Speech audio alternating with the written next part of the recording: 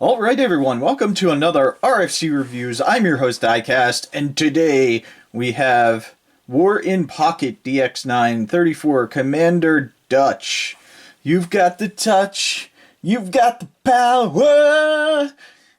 Sorry about that. It is a Rebel Alliance Commander. Rebel Alliance. There's a lot of commanders on this thing. Rebel Alliance Commander. War in Pocket. I did already Autobot logo him up, so it does not come like that. I did that. On the box, you just have the legendary heroes in your pocket. And I'm not putting this in my pocket. It wouldn't be comfortable. I mean, you can if you want. You know, what you put in your own pocket is your thing. Here he is. You have some nice product shots with the DX9 Dinobots and his trailer. And look, I can do all this stuff too. There's some really interesting things going on with DX9, and we'll get into that, actually not even in this review, in the next review. And I am going to release the next review right after this review, which you don't know, but you will know once you check it out. And if you're looking for the next review and it's not up yet, just wait a little bit longer and it'll be up. I promise. Just needs a pill. But here you go. Let's go ahead and get him out of packaging. As always, and I always say, the DX9 packaging is always really nice, really super thick cardboard. I don't even know, it might even have a plastic. It's just really thick. When I order stuff off Taobao, the DX9 packages are usually the only ones that survive.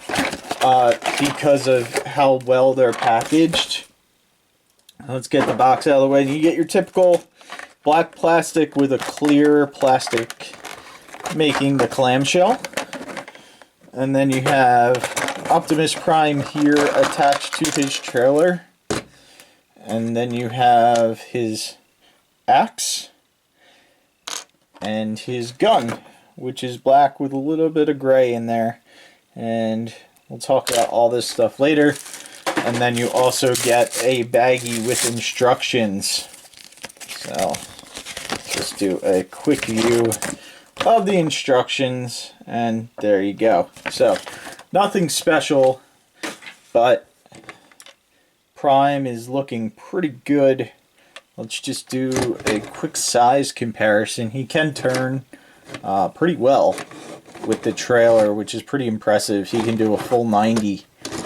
But let's do a comparison with the trailer. Here he is with MP exhaust, just to give you an idea. He's just a little bit longer than MP with his trailer, even though, of course, he's not MP scaled. And just for comparison, here he is with Windcharger, Legends Windcharger, and also Beachcomber, which is one of my favorites. So you can see here, he's actually a little bit smaller than I anticipated. He's definitely, we'll get the trailer out of here. He's definitely a lot smaller than I thought he would be for a Legends Prime. I definitely feel this needs to be upscaled at least 10%. Which, you know, knowing MTF or MFT and all those other companies out there, there's a good chance that might happen. But let's go ahead and we'll first take a look. And there's so much to take a look at. Let's go ahead and take a look at the trailer. So it does have two ports on here. That this is how it swivels back and forth. And there's just two plugs. Two little holes right there that these go into to hook it in, and it's a very secure connection. These pieces do flip out, but they don't do anything because they don't go down like in the Masterpiece ones, so flipping those out does nothing. So yeah, I'm just going to leave those flipped in. You do have these pieces right here that you can flip out that will actually make the trailer level, which is really nice. Really glad that they didn't just give us those because those are terrible. It also has ramps. Now, they do hold in. They're super tight.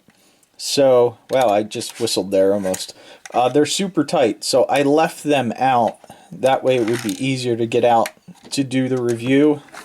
But there you have the ramps. And then to open the back doors, you either need to split the cab completely or have a tool to get in here, because there's really no fingernail access. And then you can see this is going to be the next review, which is the new little Bumblebee. And I don't have his box in front of me. New Age Bumblebee, I think is what they're calling him. He's really cool, and I hope you guys watch the next review on him, because I have some interesting things to talk about DX9 and New Age here. I don't know if that's the company name or the product name, but there is some interesting stuff to go over. So, get him out of the way. And then, of course, you can split the trailer. Come on. Some of these tabs are tight. And we'll just open this all the way up. These doors have to be out of the way. And then I'll push these in, and you can hear they'll click in. Like I said, they are tough to get out. Even getting your nail on there, I got it. But yeah, that's why I left them in. Once you have them clipped in, they're not going anywhere. So that's pretty nice. So you can stand the trailer up, of course, if you want to do that repair center thing. You have this little piece in here, and it's on a ball joint up here, so you can get a full 360. And this bends here and also right down there. Then you have this antenna or satellite, which you can swing up. It's clear plastic, so just be careful. And then you also have this robotic arm, which is on a ball peg right down here to give you a little movement. And then you can get a full 360 with this piece right here. Nothing at the claw, but that's okay. And it doesn't open, but this is all clear plastic up here. So, all in all, pretty nice. I don't need a trailer every time I have an Optimus Prime, but in this scale, I'm definitely happy that they did the trailer, because I don't have a Prime with a trailer in this scale. So, let's go ahead and get into transformation on this guy. We'll just get his trailer out of the way. And, oh, I did bring in, before we get into that, there's DX9's Grimlock, just to get a size comparison. And again, you can see why I think Prime is too small. So, it's a shame. It's not a bad figure. There are some QC issues that kind of plague DX9 all the time. And let's try and zoom in here. Now, the first thing it tells you to do is unhook these side panels. And I'm going to try and do this. Yeah, that's the first issue right there. The ball peg will pop off when you try and release this panel, because that panel is just so tight on the slot. There's the second thing. You have to be super careful, because these wheels will pop off constantly. And again, you see, so if you disconnect both sides, that's what happens. Prime splits into two pieces. So we're just going to transform it this way, because there's kind of really no option. I mean, I can keep trying to put it back together. So if you grab up here, right at the ball peg, and then I'll zoom out a little bit. Alright. You got to pop that out, and you can see it goes in on that slot on the leg right there, and then there's that piece, that peg right there. So do the same thing on the other side. Try and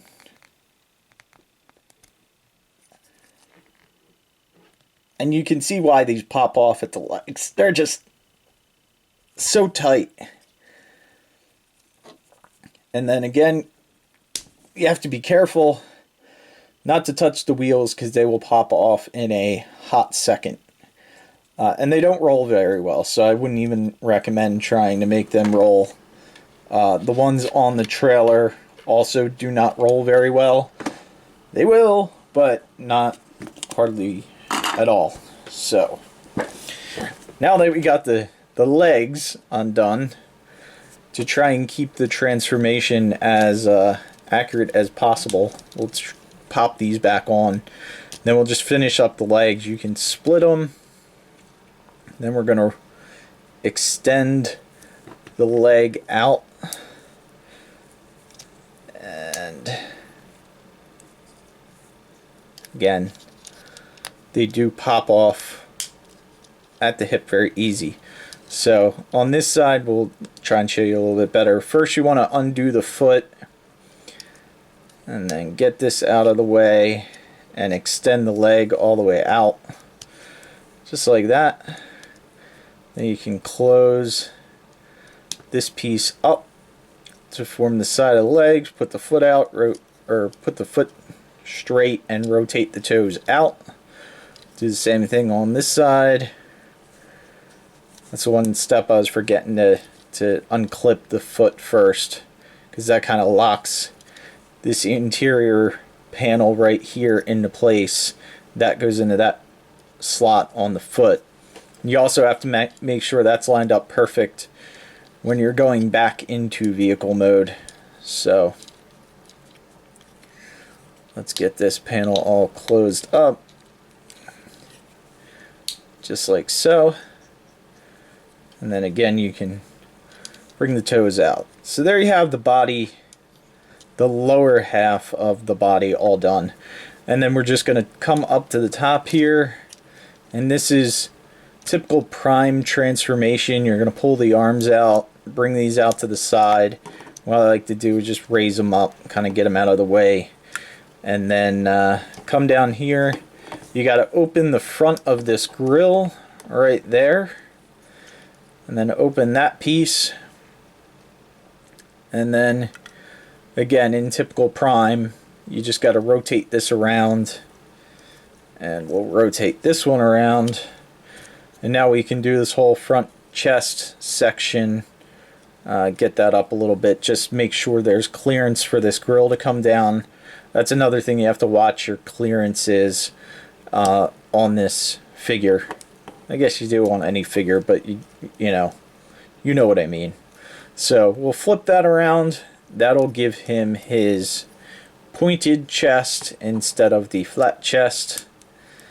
We'll close that back up, and then you can come back here and just squeeze these side pieces in, and they will line up right behind that grill.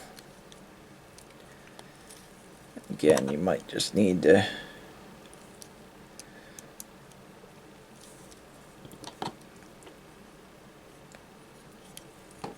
and we can flip the head up and rotate that around. Let's work on getting this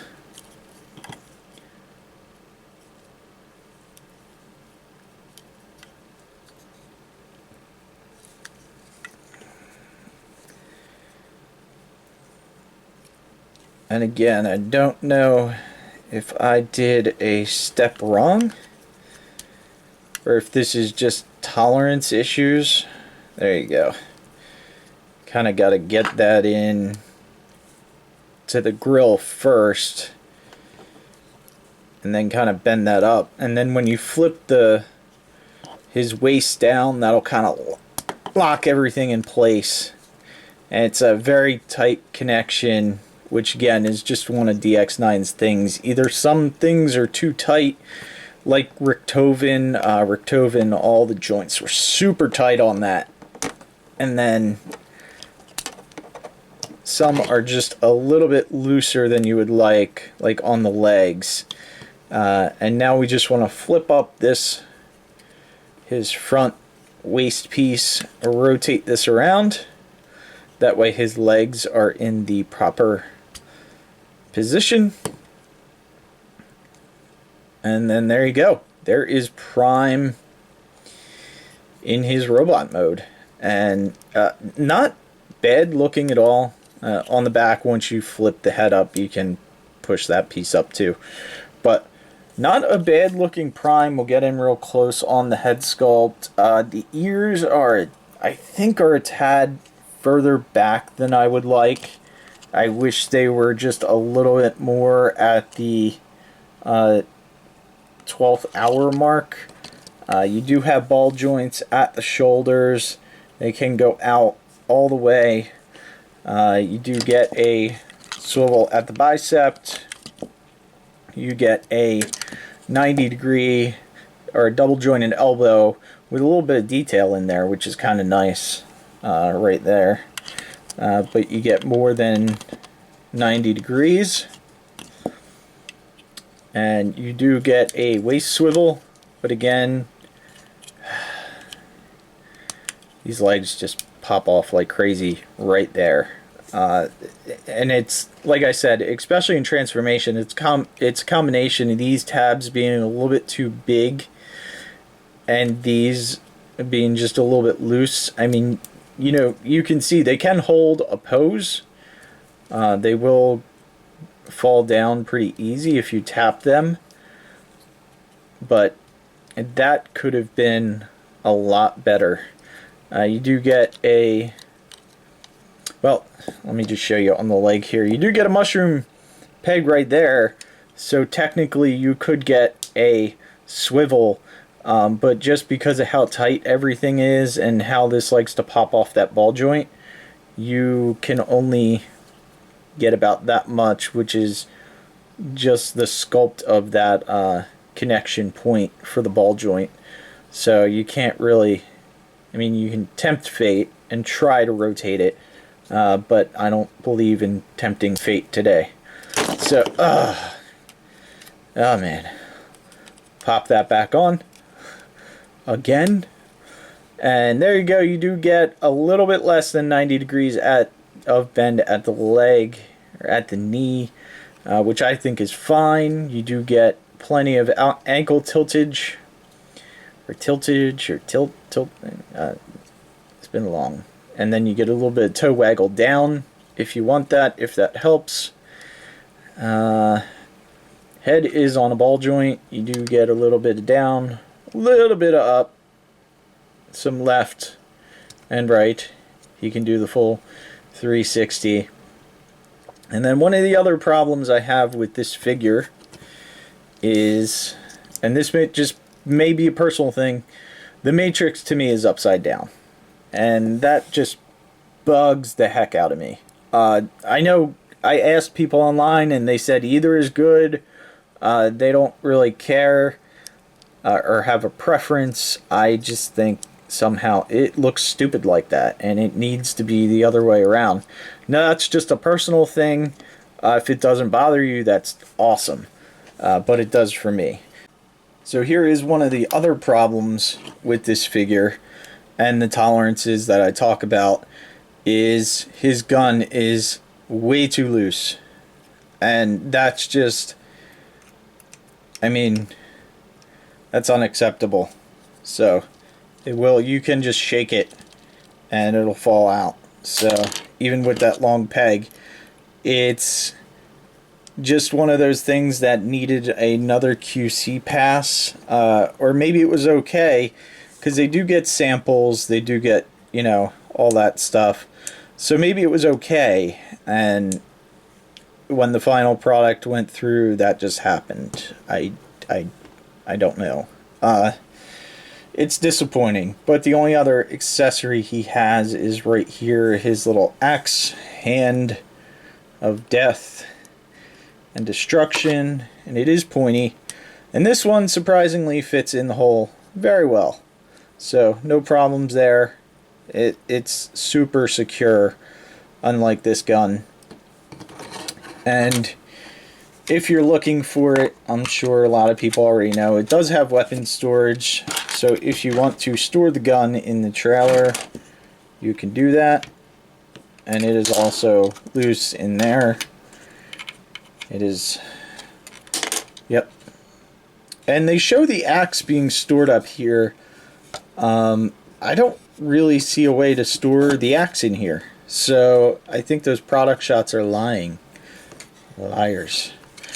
But let's go ahead and pop this axe off, and we'll do a couple size comparisons.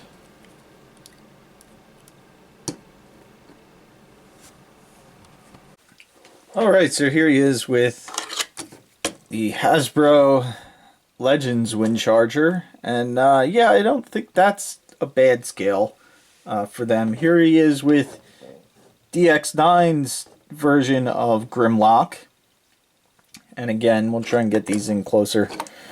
I think Grimlock is supposed to be bigger. I don't know if he's supposed to be that much bigger than Prime. I'm not used to seeing such a size difference with them recently.